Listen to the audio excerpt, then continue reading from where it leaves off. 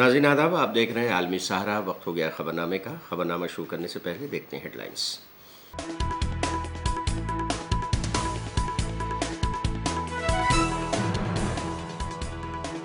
देवेंद्र फडणवीस कल लेंगे महाराष्ट्र के वजीर आला के ओहदे का हलफ। बीजेपी कोर कमेटी में तय हुआ नाम। राहुल गांधी को संभल जाने से रोका गया। गाजियाबाद बॉर्डर से वापस लौटे। अपोजिशन लीडरों ने की सरकार की मजम्मत। अकाल तख्त जत्थेदार ने की सुखबीर सिंह बादल पर हमले की सख्त मजम्मत। गोल्डन टेम्पल में बब्बर खालसा के मुबैना रुकन ने चलाया रिवॉल्वर। जनूबी दिल्ली की नेबसराय में सनसनीखेज वारदात। एक ही खानदान के 3 लोगों का चाकू से कत्ल। आतिशी ने मरकज पर उठाए सवाल। और जनूबी कोरिया ने 6 घंटे बाद ही मार्शल लॉ हटा। सदर ने किया ऐलान। अमेरिका ने किया खैर मकदम। हालात पर है नजर।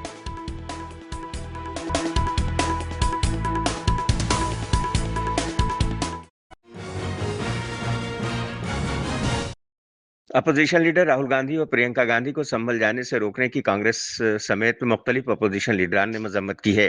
पार्लिमानी रुकन गौरव गोगोई ने कहा है कि यह बात ऐवान में उठाई गई है। इसके खिलाफ इंडिया अलायंस की जमातों ने वॉकआउट किया है। पार्लिमानी रुकन कार्ति चिदम्बरम ने कहा कि उत्तर प्रदेश में इंतजामिया चीजों पर कंट्रोल नहीं रख पा रही है। शशि थरूर ने इसे नाइंसाफी से ताबीर किया है। हम आपको बता दें कि राहुल गांधी और प्रियंका गांधी और कांग्रेस पार्टी के दीगर लीडरों तशद्दुद से मुतासिर संभल के हालात का जायजा लेने के लिए वहां जा रहे थे। रास्ते में गाजीपुर बॉर्डर पर पुलिस ने उन्हें रोक दिया। ये कॉन्स्टिट्यूशन के खिलाफ है। हम सिर्फ संभल जाना चाहते हैं, देखना चाहते हैं वहां क्या हुआ, लोगों से मिलना चाहते हैं। मगर हमारा जो कॉन्स्टिट्यूशनल अधिकार है, मेरा जो कॉन्स्टिट्यूशनल अधिकार है, उसको मुझे दिया नहीं जा रहा है। तो यही है, नया हिंदुस्तान है, कॉन्स्टिट्यूशन को खत्म करने का हिंदुस्तान है, अंबेडकर जी के कॉन्स्टिट्यूशन को खत्म करने का हिंदुस्तान है। मगर हम लड़ते रहेंगे। पूरी प्रक्रिया की हम घोर निंदा करते हैं और वही बात आज हमने सदन के अंदर उठाई और इसके विरोध में पुलिस प्रशासन के इस निंदनीय कार्रवाई के विरोध में आज इंडिया अलायंस के विभिन्न दलों ने वॉकआउट किया है। वो कांग्रेस पार्टी हो, डीएमके हो, एनसीपी हो, सपा हो, विभिन्न पार्टी जो वहां पे मौजूद थे, उन्होंने आज वॉकआउट किया क्योंकि हम चाहते हैं कि संभल में शांति और अमन हो और उसके लिए जो विभिन्न राजनीतिक दलों की जो भी सहभागिता होनी चाहिए, सहयोग होना चाहिए, हम सहयोग के लिए तैयार हैं। आज राहुल गांधी जी भारत जोड़ो और मोहब्बत की दुकान वहां पे खोलने जा रहे थे, लेकिन आज उनके यात्रा को बाधा दिया गया है क्योंकि जिस प्रकार से बीजेपी ने मणिपुर में आग लगाई, वही आग वो आप देश के अलग अलग कोने में लगाना चाहते हैं। They obviously are not on top of things. If the leader of the opposition is not able to visit any place in India freely, what kind of local administration is there? So this is a very poor, and the central government must take note of this. If you have a state government right next to the capital of India, which can't assure that the leader of the opposition to visit the place freely. देखिए, ये तो अन्याय है क्योंकि एक जन प्रतिनिधि का हक है कि जहां कोई बहुत महत्वपूर्ण विषय चल रहा है, को जाके देखे, लोगों की आवाज सुने, और इनको मौका नहीं देना, रास्ता बंद करने में क्या कारण है मुझे पता नहीं। मेरे ख्याल में इस किस्म की चीज हमारी राजनीति के लिए अच्छी नहीं। वैसे भी ये संभल विषय उठाना ये नया इशू थोड़ी है। 1991 में तो प्लेसेस ऑफ वर्शिप एक्ट में ये सब सेटल किया हुआ था कि देखिए, मैं मालूम है कि इतिहास में बहुत सारी चीजें हो चुके हैं। अभी इसको दोबारा उठा के नए नए आरोप लेके आना देश के लिए अच्छा नहीं। हमारे सामाजिक भाईचारा की जरूरत है। सब लोग एक साथ जीना चाहिए इस देश में। भविष्य की सोचने के समय है। ये तो इतिहास के बारे में बार बार कितने समय आप बर्बाद करेंगे। हमारे देश की समाज को ऐसे नष्ट मत कीजिएगा इस किस्म की चीज करके। इसलिए बेहतर है कि इस विषय मत उठाए। लेकिन आपने उठाया, लोगों के देहांत हो गए, तो एक जनप्रतिनिधि क्यों नहीं जाके देख सकते हैं कि क्या हो गया है। 1991 में एक कानून पारित किया था और वो कानून सरकार का नहीं, पूरी सर्वसम्मति से संसद ने पारित किया था कि देश की आजादी के बाद जो धार्मिक स्थल हैं उनको एज इट इज रखा जाएगा, यथावत रखा जाएगा। लेकिन कहीं ना कहीं जो लोअर कोर्ट्स हैं वहां पर इस प्रकार के घटनाक्रम सामने आ रहे हैं जहां पर लोगों में बेवजह तनाव पैदा हो रहा है। और मुझे लगता है चाहे वो संभल का मसला हो या अजमेर का मसला हो, जानबूझ के कोई ताकतें हैं इस देश में जो चाहती हैं कि जनता का ध्यान किसान, महंगाई, बेरोजगारी से हटाकर इन मुद्दों पर आकर्षित किया जाए। इससे तनाव पैदा होता है, बेवजह निर्दोष लोगों की मौत हुई संभल के अंदर, और कोई ना कोई इसके लिए जिम्मेदार है। तो ये जो इन बातों को अंजाम देने वाले जो लोग हैं, उनसे हमें परहेज करना पड़ेगा, जो ताकतें लोगों को बांटना चाहती हैं। आज राहुल गांधी जी, प्रियंका गांधी जी, संभल में जो लोग जिनकी मौतें हुई हैं, उनसे मिलना चाहते, परिवार से मिलना चाहते थे, उनको जाने से रोक दिया गया है। और वहां पर एक तनाव का माहौल पैदा करने की कोशिश की जा रही है, क्योंकि भाजपा की जो राजनीति है वो ध्रुवीकरण पर टिकी हुई है, और ये एक धीमी आंच पर हमेशा कुछ न कुछ सुलगाने की कोशिश करते रहते हैं। अब आप अगर देश में ये मुहिम छेड़ दो कि हमें हर घर, मकान, पूजा और धर्म स्थानों को खोदना है, फिर नीचे क्या निकलेगा देखना, उसके नीचे और क्या निकलेगा, तो अंत नहीं है। गाजीपुर बॉर्डर पर कांग्रेस के एमपी प्रियंका गांधी ने कहा कि राहुल गांधी अपोजिशन लीडर हैं, उन्हें इस तरह से नहीं रोका जा सकता। ये उनका आईनी हक है, उन्हें इजाजत दे देनी चाहिए कि वो मुतासरीन से मिलने जाएं। देखिए, जो संभल में हुआ है वो गलत है। राहुल जी नेता प्रतिपक्ष हैं, उनके संवैधानिक अधिकार होते हैं, वो बाकी लोगों से अलग होते हैं, उनको रोका नहीं जा सकता इस तरह से। उनका संवैधानिक पद है, संवैधानिक अधिकार है कि उनको अलाउ किया जाए कि वो पीड़ितों से मिलने जाएं। उन्होंने ये भी कहा कि मैं अकेला चले जाऊंगा, यूपी की पुलिस के साथ मैं अकेला चले जाऊंगा, मुझे अकेला ले जाइए। वो भी करने के लिए तैयार नहीं है। पुलिस वालों के पास कोई जवाब नहीं है। शायद उत्तर प्रदेश की स्थिति क्या ये है कि आप इतना भी नहीं संभाल सकते, तो फिर आप इतना गर्व से क्यों कहते हैं कि लॉ एंड ऑर्डर आपने संभाल रखा है यूपी में। आरजेडी के एमपी मनोज झा ने राहुल गांधी और प्रियंका गांधी को संभल जाने से रोके जाने पर कहा कि अपोजिशन के लोगों को वहां जाने की इजाजत दी जाएगी तो हालात सुधरेंगे। जो लोग तानाशाह हैं, उन्हें इससे परेशानी होगी। इसको कहते हैं मुखे कानून छा। मैं बोल रहा हूं मेरा कानून है, कोई व्यवस्था नहीं है। जब आप विपक्ष के लोगों को जाने देंगे, हालात वहां उससे हीलिंग होगी। आपको हीलिंग से क्या प्रॉब्लम है? हीलिंग से तो उसी को प्रॉब्लम होगी ना जो अथॉरिटेरियन है, तानाशाही मनोवृत्ति के। समाजवादी पार्टी के एमपी अवधेश प्रसाद ने कहा है कि बीजेपी सरकार के जरिए लोगों को संभल जाने से रोके जाने का सिलसिला लगातार जारी है। इससे पहले समाजवादी पार्टी के एक वफ्द को रोका गया और हमारे अराकीन पार्लियामेंट पर एफआईआर की गई। संभल में जाने से रोकने का सिलसिला भारतीय जनता पार्टी की सरकार का लगातार जारी है।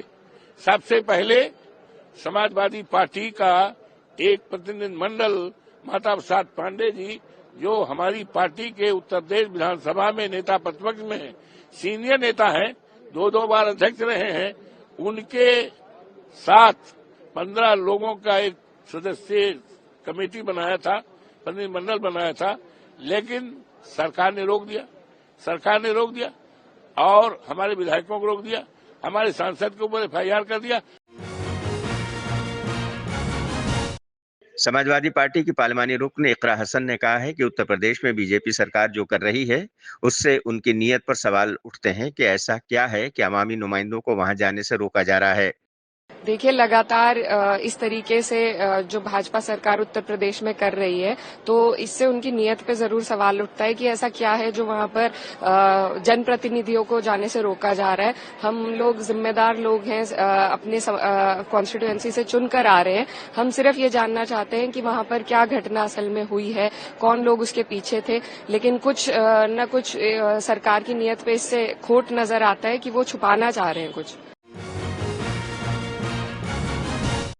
बिजनौर के नगीना से पार्लिमानी रुकन और आजाद समाज पार्टी कांशीराम के कौमी सदर चंद्रशेखर आजाद ने कहा है कि राहुल गांधी को संभल जाने देना चाहिए था।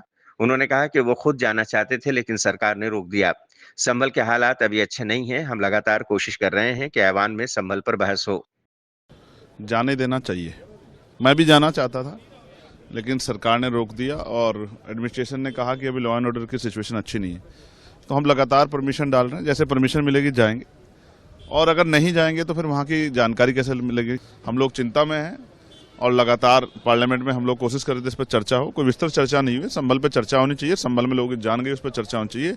और जो अहंकार सरकार को है उत्तर प्रदेश की, और जो गुंडागर्दी सरकार कर रही है, उस गुंडागर्दी से भी निजात मिलनी चाहिए। मैं तो कहता हूँ कि उत्तर प्रदेश में राष्ट्रपति शासन लगा देना चाहिए, क्योंकि उत्तर प्रदेश में कानून व्यवस्था बिल्कुल खत्म हो गई। बीजेपी लीडर सुधांशु त्रिवेदी ने कहा कि राहुल गांधी के पास Z+ASL सिक्योरिटी है और इस सिक्योरिटी के शख्स को जहां भी जाना होता है उससे पहले प्रोग्राम बताना पड़ता है, ताकि उस जगह पर पहले से ही पुलिस पहुंचे और उस जगह को सैनिटाइज करती है और उसके बाद क्लियर करती है। श्री राहुल गांधी जी के पास Z+ विद ASL सिक्योरिटी है। ASL का फुल फॉर्म ये वो सिक्योरिटी है जो देश के गृह मंत्री के पास है, देश के रक्षा मंत्री के पास है। ASL का मतलब होता है एडवांस सिक्योरिटी लाइजनिंग। इस सुरक्षा का व्यक्ति, ये प्रधानमंत्री के बाद सर्वोच्च स्तर की सुरक्षा है। इस प्रकार की सुरक्षा के व्यक्ति को जहां जाना होता है एडवांस में वो प्रोग्राम बताया जाता है, एडवांस में वहां पर पुलिस की टीम पहुंचती है और उस जगह को सैनिटाइज करती है और उसके बाद क्लियरेंस देती है। तो ना तो आपके दिल की भावना थी जाने की और ना आपने औपचारिक रूप से जो आपका दायित्व और सुरक्षा, उन दोनों के हिसाब से भी आपने जाने की मंशा नहीं की, एक रस्म अदायगी की और उसके उपरांत लौटकर आ गए। तो मुझे लगता है कि कांग्रेस पार्टी का ये जो सो कॉल्ड यात्रा थी, ये इंडी गठबंधन की आपसी प्रतिस्पर्धा के भाव से अधिक प्रेरित थी, जो इंडी गठबंधन के भिन्न भिन्न दलों में अपने उस कोर वोटर को अपने कब्जे में रखने की छटपटाहट से प्रेरित है। वो मूल वोट जिस कारण से इंडी गठबंधन एक हुआ है, उस पे कब्जे की ये छटपटाहट है। ये देखिए, LOP है, कानून का सम्मान करना चाहिए। 10 तारीख तक वहां सबको रोक लगाया गया है, फिर भी राहुल गांधी अगर जा रहे हैं तो लगता है कल अखिलेश यादव आगे बढ़ गए संबल पर बोल करके, उसी की खाना पूर्ति करने और पॉलिटिकल टूरिज्म करने। जब से ये हरियाणा और महाराष्ट्र हारे हैं, तब से इनमें बौखलाहट है कैसे सत्ता आ जाए और मुसलमानों का हम सबसे बड़ा मसीहा बन जाए।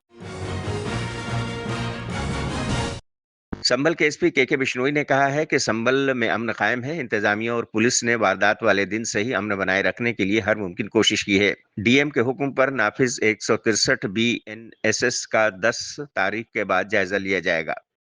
संभल में वर्तमान में शांति व्यवस्था कायम है। जिस दिन इंसिडेंट हुआ उसके बाद से यहाँ पीस जो है वो पूरे तरीके से वापसी में करने के पूर्ण प्रयास है वो प्रशासन और पुलिस द्वारा किए गए हैं और उस शांति व्यवस्था को बनाए रखने के लिए उसमें किसी प्रकार की कोई खलल ना हो, उसके आलोक में ये आदेश है वो डीएम महोदय द्वारा पारित किया गया था। मैं उम्मीद करता हूं कि सभी माननीय जनप्रतिनिधि हैं वो इसमें हमारा सहयोग करेंगे और जनपद संभल में शांति व्यवस्था कायम करेंगे। 10 तारीख के बाद में इस पे विचार किया जाएगा कि प्रॉपर असेसमेंट के बाद में कि यहाँ जनपद संभल में शांति व्यवस्था कायम हो गई या नहीं होगी, उसके बाद में निर्णय लिया जाएगा। संभल के डीएम राजेंद्र पेंसिया ने कहा है कि अब तक 33 लोगों को जेल भेजा जा चुका है और 400 से ज्यादा लोगों की निशानदेही की गई है। हमने सभी से अपील की है कि हालात की नजाकत और के मद्देनजर 10 दिसंबर तक यहाँ न आए। अभी तक 33 लोगों को जेल भेजा गया है और संभल में अभी भी जो सुरक्षा व्यवस्था है वो लगी हुई है और पूरी सतर्कता बरती जा रही है कि किसी प्रकार की संवेदनशीलता पुनः उत्पन्न न हो। 400 से ज्यादा लोगों को चिन्हित किया गया है, पहचान की गई है। हमने सभी से अनुरोध किया है कि 10 दिसंबर तक सभी संवेदनशीलता और सतर्कता को देखते हुए न आए, इसीलिए रणनीति यही है कि 10 दिसंबर तक कोई न आए। अमृतसर के गोल्डन टेम्पल में श्रोमणी अकाली दल के लीडर सुखबीर सिंह बादल पर जानलेवा हमला किया गया। वो बाल बाल बच गए। हमले का वीडियो भी सामने आया है जिसमें एक शख्स रिवॉल्वर निकालकर सुखबीर सिंह बादल पर फायरिंग करने की कोशिश करता हुआ नजर आ रहा है। हमलावर का नाम नारायण सिंह चौरा है और वो बब्बर खालसा इंटरनेशनल यानी कि BKI का दहशतगर्द रहा है। सुखबीर सिंह बादल पर हुए हमले पर पार्टी के विक्रम सिंह मजीठिया ने पुलिस और भगवंत मान सरकार को आड़े हाथों लिया है। कांग्रेस के MP चरणजीत सिंह चन्नी ने हमले की मजम्मत की है। ਇਹ ਤਾਂ ਇਹਦੀ ਹਿੰਮਤ ਨਹੀਂ ਪਈ 3 ਤਰੀਕ ਨੂੰ। ਰੱਬ ਸੱਚੇ ਪਾਤਸ਼ਾਹ ਨੇ ਰੱਖਣੀ ਸੀ ਲਾਜ, ਨਹੀਂ ਤਾਂ ਅੱਜ ਕਿੱਥੇ ਸੇਵਾ ਤੇ ਕੀ ਕਿੱਥੇ, ਅੱਜ ਤਾਂ ਹੋਰ ਹੀ ਕੁਝ ਇੱਥੇ ਹਾਲਾਤ ਬਣੇ ਹੁੰਦੇ ਸਾਡੇ ਅੰਦਰ। ਆਹ 3 ਤਰੀਕ ਦੀ ਪੁਲਿਸ ਸਾਹਮਣੇ ਖੜੋਤੀ, ਇੱਕ ਵਾਂਟਡ ਟੈਰਰਿਸਟ ਉੱਥੇ ਮਿਲੀਟੈਂਟ ਫਿਰ ਰਿਹਾ ਤੇ ਤੁਸੀਂ ਕਹਿੰਦੇ ਹੋ ਤੁਹਾਡੀ ਮੁਸਤੈਦੀ ਹੈ। ਹੁਣ ਅਗਲੀ ਅੱਜ 4 ਤਰੀਕ ਦੀ, ਅੱਜ ਦੀ ਮੈਂ ਵਿਖਾਉਣਾ ਸਵੇਰ ਦੀ 9 ਵਜੇ ਦੀ, ਉਹ ਤਾਂ ਐ ਫਿਰਦਾ ਸੀ ਸਾਰੇ ਸ੍ਰੀ ਹਰਿਮੰਦਰ ਸਾਹਿਬ ਦਰਬਾਰ ਸਾਹਿਬ ਨੇ ਪੂਰੀ ਰੈਕੀ ਕੀਤੀ ਆ। ਸੁਖਬੀਰ ਜੀ ਦੇ ਕਦੇ ਪਿੱਛੋਂ ਆ ਕੇ ਵੇਖਦਾ ਸੀਗਾ, ਇਹ ਤਾਂ ਸ਼ੁਕਰ ਕਰੋ ਰੱਬ ਨੇ ਬਚਾ ਲਿਆ ਜੀ। ਉਹਦੀ ਪਲੈਨਿੰਗ ਸੀ ਕਿ ਪਿੱਛੋਂ ਆ ਕੇ ਗੋਲੀ ਮਾਰ ਦਿਆਂ, ਮਤਲਬ ਇਸ ਤਰ੍ਹਾਂ ਰੱਖ ਕੇ, ਕਿਉਂਕਿ ਪਿੱਛੋਂ ਵੀ ਚੜਦਾ ਵੇਖੀਦਾ ਉਤਰਦਾ ਵੇਖੀਦਾ। ਪੁਲਿਸ ਵਾਲਾ ਇੱਕ ਵੀਡੀਓ ਇਹ ਵੀ ਆਉਂਦੀ ਹੈ ਕਿ ਇੱਕ ਪੁਲਿਸ ਵਾਲਾ ਸਿਵਲ ਡਰੈਸ 'ਚ ਉਹਦੇ ਮਗਰ ਵੀ ਜਾਂਦਾ, ਮਗਰ ਉਹਨੂੰ ਫੜਦੇ ਨਹੀਂ। ਉਹ ਤਾਂ ਐਂ ਕਰਦੇ ਜਿਵੇਂ ਕਿਸੇ ਨੂੰ ਗਾਈਡ ਕਰਕੇ ਲਿਆਏ ਹੁੰਦੇ ਕਿ ਆ ਜਾਓ ਜਨਾਬ, ਔਰ ਕਹਿੰਦੇ ਪੁਲਿਸ ਨੇ ਫੜਿਆ। ਤੁਸੀਂ ਸਾਰੀ ਪ੍ਰੈਸ ਉੱਤੇ ਸੀ, ਰੱਬ ਨੂੰ ਜਾਣ ਦੇਣੀ ਆ, ਤੁਸੀਂ ਦੱਸ ਦਿਓ ਭਾਈ ਫੜਿਆ ਕਿਨੇ। ਉਸ ਜਸਵੀਰ ਸਿੰਘ ਨੇ ਇਕੱਲੇ ਨੇ ਫੜ ਲਿਆ, ਉਹਨੇ ਜਾਨ ਬਚਾ ਲਈ, ਰੱਬ ਉਹਦੇ 'ਚ ਵਰਤ ਗਿਆ, ਨਹੀਂ ਤਾਂ ਇਹਨਾਂ ਤੇ ਤਾਂ ਮਰਵਾਤੀ ਸੀ ਗੋਲੀ। ਮੁਸਤੈਦੀ ਤਾਂ ਮੈਂ ਮੰਨਦਾ ਜੇ ਤੁਸੀਂ ਉਹਨੂੰ ਫੜਿਆ ਹੁੰਦਾ 3 ਤਰੀਕ ਦਾ ਜਾਂ 2 ਤਰੀਕ ਦਾ, ਉਹ ਤਾਂ ਉੱਥੇ ਮੌਜ ਨਾਲ ਫਿਰਦਾ ਸੀ, ਤੁਹਾਨੂੰ ਤਾਂ ਪਤਾ ਵੀ ਨਹੀਂ ਲੱਗਿਆ। ਤੇ ਪੁਲਿਸ ਆਪ ਦੀ ਪਿੱਠ ਥੱਪਤ ਪਾ ਰਹੀ ਹੈ। ਸ਼ਰਮ ਕਰ ਲਓ ਕੁਛ, ਥੋੜੀ ਨਹੀਂ ਬਣਦੀ। ਸਰਦਾਰ ਸੁਖਬੀਰ ਸਿੰਘ ਬਾਦਲ ਨਾਲ ਨਾ ਬਣੇ। ਭਗਵੰਤ ਮਾਨ ਐਡੀ ਬੇਸ਼ਰਮੀ, ਪਹਿਲਾਂ ਤੂੰ ਸਿੱਧੂ ਮੂਸੇ ਵਾਲਾ ਮਰਵਾਤਾ, ਉਹਦੀ ਸਿਕਿਉਰਿਟੀ ਵਿਡਰਾਅ ਕਰਕੇ, ਸੰਦੀਪ ਨੰਗਲ ਅੰਬੀਆ ਮਰਵਾਤਾ, ਅੱਜ ਤੂੰ ਸੁਖਬੀਰ ਸਿੰਘ ਬਾਦਲ ਨੂੰ ਮਰਵਾਉਣਾ ਚਾਹੁੰਦਾ। ਇੱਕ ਇੱਕ ਕਰਕੇ ਜਿੰਨੇ ਵਿਰੋਧੀ ਆ, ਜਿਹੜਾ ਭਗਵੰਤ ਮਾਨ ਨੂੰ ਕੁਐਸਚਨ ਕਰਦਾ, ਉਹ ਟਾਰਗੇਟਡ ਲਿਸਟ ਨੇ ਚ ਨੇ ਕਿ ਉਹਨਾਂ ਨੂੰ ਕਿਵੇਂ ਨਾ ਕਿਵੇਂ ਮਰਵਾ ਦਿਓ। ਹਾਲਾਤ ਤੇ ਬਣੇ। ਅੱਜ ਵੀਡੀਓ ਵੇਖੋ ਜੀ ਅੱਜ ਦੀਆਂ ਸਾਰੀਆਂ। ये अनफॉर्चुनेट है, निंदनीय है, होना नहीं चाहिए था।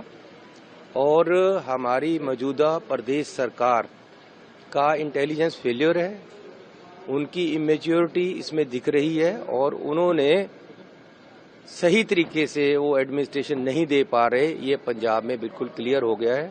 ऐसी घटनाएं अक्सर पंजाब में होती हैं। ये क्योंकि सुखबीर सिंह बादल पे हुआ है इसलिए ज्यादा लोगों को पता चल रहा है, अदरवाइज शहरों में गांव में लोगों में सहम है, डर है, फरोतियां ली जा रही हैं, लोगों से डराकर पैसे वसूल लेते हैं और कोई लॉ एंड ऑर्डर जैसी कोई स्थिति नहीं है। ये एडमिनिस्ट्रेटिव जो क्वालिटीज लीडर्स में होनी चाहिए वो हमारे मुख्यमंत्री और जो राज चला रहे हैं इस समय उनमें नहीं है। और दूसरा, जो सुखबीर बादल जी पे ये अटैक हुआ है उसका सीधा एक कारण ये भी है कि इन्होंने जितने ये लोग थे राज करने वाले, जिनको अभी तनख्वाहें भी लगी हैं, जिनको गुरु हरगोविंद सिंह जी के स्थान पे अकाल तख्त साहब पे बुलाकर सजा दी गई है, इनके खिलाफ लोगों में गुस्सा और रोह है जो कि बिल्कुल सामने आ गया है। जो लोग और भी अंदर सेवा कर रहे हैं, जो अभी अपनी तनख्वाह पूरी कर रहे हैं, जिनको सजा मिली हुई है, उनका भी ख्याल रखना चाहिए क्योंकि लोगों में इनके खिलाफ गुस्सा है। देवेंद्र फडणवीस 5 दिसंबर को रियासत के वजीर आला के ओहदे का हलफ लेंगे। शिवसेना के सदर Eknath Shinde, BJP leader Devendra Fadnavis, NCP के सदर अजित पवार ने महाराष्ट्र में सरकार बनाने का दावा पेश कर दिया है। इससे पहले बीजेपी कानून साज पार्टी की मीटिंग में देवेंद्र फडणवीस को लीडर चुना गया, जिससे उनके वजीर आला बनने की तायीद हो गई। देवेंद्र फडणवीस आजाद मैदान में हलफ लेंगे। माननीय राज्यपाल जी से हमने भेंट ली है और माननीय राज्यपाल जी को भारतीय जनता पार्टी, शिवसेना, राष्ट्रवादी कांग्रेस, जनसुराज्य पार्टी, युवा स्वाभिमान पार्टी, रासप और इंडिपेंडेंट, ऐसे सभी के पत्र आज हमने सौंपे हैं। मैं आभार व्यक्त करना चाहता हूं आदरणीय मुख्यमंत्री एकनाथ शिंदे जी का। एकनाथराव शिंदे जी ने शिवसेना के अध्यक्ष के तौर पर और शिवसेना के लेजिस्लेचर पार्टी के मुख्य तौर पर महाराष्ट्र के मुख्यमंत्री पद के लिए मेरे नाम की सिफारिश का पत्र दिया है। साथ साथ राष्ट्रवादी कांग्रेस पार्टी के अध्यक्ष और लेजिस्लेचर पार्टी के नेता माननीय अजित दादा पवार जी ने भी उसी प्रकार का पत्र दिया है। श्री विनय कोरे जी, रवि राणा जी, श्री गुट्टे जी और हमारे इंडिपेंडेंट्स जो हमारे साथ है, सभी ने इसी आशय का पत्र माननीय राज्यपाल जी को सौंपा है और इन सभी पत्रों को देखते हुए माननीय राज्यपाल जी ने हमें आमंत्रित किया है सरकार बनाने के लिए। नई सरकार का शपथ विधि ये 5 तारीख को शाम को 5:30 बजे विश्व गौरव भारत के प्रधानमंत्री माननीय नरेंद्र मोदी जी की उपस्थिति में संपन्न होगा।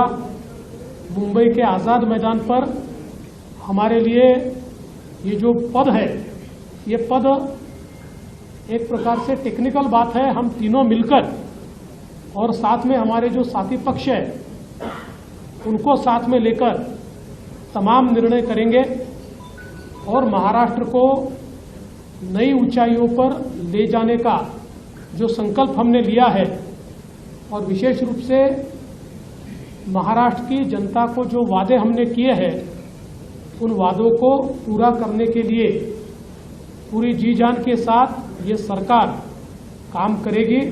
मुझे ऐसा लगता है कि महाराष्ट्र की जनता ने हमारे कामकाज पर ये मोहर लगाई है। अब आज हम यहाँ पर सरकार बनाने के बहुमत जो हमारे साथ है उसको हम राज्यपाल जी के पास आए हमारे अलायंस पार्टनर के साथ। मुझे ऐसा लगता है कि वो सरकार बनाने का न्योता देंगे और कल मुख्यमंत्री और उप मुख्यमंत्री का शपथ ग्रहण। अब एक अच्छी बात है कि देवेंद्र फडणवीस को वो बहुत सालों का मतलब मुख्यमंत्री पद का अनुभव भी रहा है। 5 साल का डिप्टी सीएम का 2.5 साल का अनुभव है और वो अत्यंत एक्टिव कार्यकर्ता के रूप में उन्होंने बहुत ही अच्छा काम किया है। इस चुनाव में उन्होंने मतलब महाविकास आघाड़ी को एक जबरदस्त झटका दे दिया है और इसीलिए देवेंद्र फडणवीस जी का नाम जो तय हुआ है ये मैं उनका स्वागत करता हूं और देवेंद्र फडणवीस जी महाराष्ट्र विकास के लिए मतलब बहुत अच्छा काम करेगा, ऐसा हमें पूरा विश्वास है। ये सभी की इच्छा ही थी कि आज नेता बनकर देवेंद्र जी का नाम आगे आया है, उनको चुना गया है। तो जैसे कि 14 से 19 तक एज सीएम करके मुख्यमंत्री करके उन्होंने जो काम किया था वो जनता के सामने महाराष्ट्र को विकास की तरफ गति से लेके जाने का काम उन्होंने किया था उनके नेतृत्व में। तो अभी उनके और देवेंद्र जी के और शिंदे साहब अजीत दादा के नेतृत्व में फिर एक बार महाराष्ट्र की जनता ये प्रगति की ओर महाराष्ट्र को जाती हुई देखेगी और मुझे लगता है कि विजन है, कैपेबिलिटी है, सभी गुण उनमें है जो महाराष्ट्र को मुझे लगता है कि देश का सर्वोत्तम राज्य बनाने की क्षमता रखता है। मरकजी वजीर ममलकत बराए ज़राअत भागीरथ चौधरी ने कहा है कि वो किसानों से बात करने के लिए तैयार हैं। अगर किसान हमारे पास आते हैं तो उनके लिए दरवाजे खुले हैं, अगर वो हमें बुलाते हैं तो हम उनके पास जाने के लिए तैयार हैं। हम किसानों से संवाद करने के लिए तैयार बैठे हैं। किसान यदि हमारे पास आए तो उनके लिए दरवाजे खुले हैं, यदि वो वहां बुलाए तो वहां जाने के लिए तैयार हैं। कोई किसान, क्योंकि इस देश का किसान महान है, अन्नदाता है और उसकी पीड़ा वो हमारी पीड़ा है। वो जो ही बताए हम तैयार हैं, उनके बीच में जाने के तैयार हैं। पर खुद बातचीत होगी, क्या समस्या है तो उसका कैसे निदान हो सकने वाला है क्या, तो हम जरूर तैयार हैं। हम तो कह रहे हैं उनके लिए दरवाजे खुले हैं, वो आए तो बढ़िया, नहीं तो हम उनके बीच में जाने के लिए तैयार हैं। बुलाए हमें। जनूबी दिल्ली के नेपसराय इलाके में एक खौफनाक वारदात हुई है। यहाँ एक ही खानदान के 3 लोगों की चाकू मारकर उनका कत्ल कर दिया गया है। मकतूलीन में माँ बाप और बेटी शामिल हैं। पुलिस ने जांच शुरू कर दी है। इनका पुत्र जो कंप्लेनेंट है, कॉलर है, उसके अनुसार सुबह 5:30 बजे वो मॉर्निंग वॉक के लिए जाता है और करीब 6:30 बजे जब वो वापसी आता है तो ये दृश्य देखता है, जिसके बाद ये पुलिस को सूचना प्राप्त होती है। बहुत ही संवेदनशील मामला था। पुलिस ने तुरंत सभी पहलुओं की गंभीरता से जांच की। इसके बाद आसपास के सभी सीसीटीवी कैमरास की गहन जांच की गई कि उस दौरान कोई इस प्रकार का आने जाने का कोई सूचना आगमन मिलता है या नहीं मिलता है। इस बीच जो मेन कंप्लेनेंट है, जो उनका पुत्र अर्जुन, उनसे और बातचीत की गई, क्वेश्चनिंग की गई कि आप बताइए आपने क्या देखा, कैसे हुआ। तो धीरे धीरे उनके स्टेटमेंट में अलग अलग कंट्राडिक्शन सामने आने लगे। जैसे जैसे कंट्राडिक्शन बढ़ते रहे तो कुछ कुछ बातों का उसने खुलासा करना शुरू किया और अंत में उसने ये कन्फेस किया कि इन हत्याओं के पीछे उसी का हाथ था और उसी ने आज ये तीनों हत्याओं को अंजाम दिया था। इस 13 कत्ल केस पर दिल्ली की वजीर आला आतिशी ने कहा है कि ये पहली वारदात नहीं है जो दिल्ली में बढ़ते जराइम को उजागर करती है। पिछले 2 महीनों में 2 पुलिस मुलाजमीन को दिन दहाड़े कत्ल कर दिया गया था और ये बिल्कुल साफ हो गया है कि मरकजी सरकार अपना फर्ज निभाने में पूरी तरह से नाकाम रही है। दिल्ली में एक बहुत दर्दनाक हादसा हुआ है। नेब सराय में एक परिवार के 3 सदस्यों का दर्दनाक तरीके से मर्डर हुआ है। ये दिल्ली में बढ़ते हुए क्राइम की पहली घटना नहीं है। दिल्ली में आज आप कहीं पर भी जाइए, कहीं गोलियां चल रही हैं, कहीं खुलेआम चाकू घोंप के लोगों का मर्डर किया जा रहा है, ड्रग्स बिक रहे हैं। पिछले 2 महीनों में तो खुलेआम दिन दहाड़े 2 पुलिस वालों का भी कत्ल हो गया। भारतीय जनता पार्टी की केंद्र सरकार के पास दिल्ली में सिर्फ एक जिम्मेदारी है, सिर्फ एक, वो है दिल्ली के लोगों को सुरक्षा देना। लेकिन ये बिल्कुल साफ हो गया है कि केंद्र सरकार, भारतीय जनता पार्टी शासित केंद्र सरकार दिल्ली वालों को सुरक्षित रखने में बिल्कुल फेल है। जनूबी कोरिया में अचानक थोपा गया मार्शल लॉ 6 घंटे बाद ही हटा दिया गया है। इससे पहले यू सक योल ने एक टेलीविजन पर देर रात नश्र गैर एलानिया खिताब में मार्शल लॉ का ऐलान किया था। उन्होंने दावा किया था कि वो शिमाली कोरिया की हामी और मुल्क मुखालिफ ताकतों को खत्म कर देंगे। I declare martial law to protect the Free Republic of Korea from the threat of North Korean communist forces, to eradicate the despicable pro-North Korean anti-state forces that are plundering the freedom and happiness of our people, and to protect the free constitutional order. 비상계엄을 선포합니다. 저는 이 비상계엄을 통해 Through this martial law, I will rebuild and protect the Free Republic of Korea, which is falling into the abyss of national ruin. To this end, I will definitely eradicate the anti-state forces who are the main culprit of the country's ruination and conduct vicious activities. 반드시 척결하겠습니다.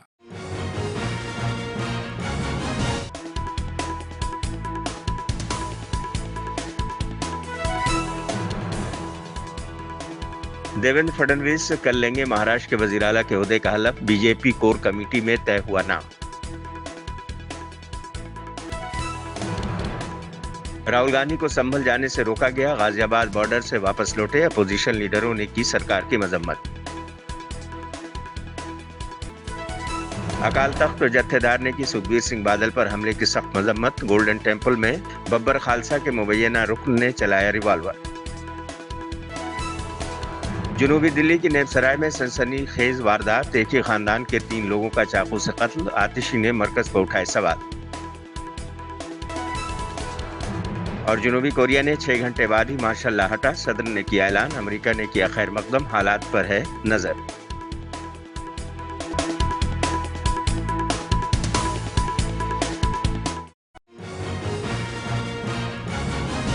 तो नाज़रीन, आज के खबरनामे में बस इतना ही। दीजिए इजाजत, लेकिन आप देखते रहिए 24 घंटे का उर्दू न्यूज चैनल आलमी सहारा। प्रणाम।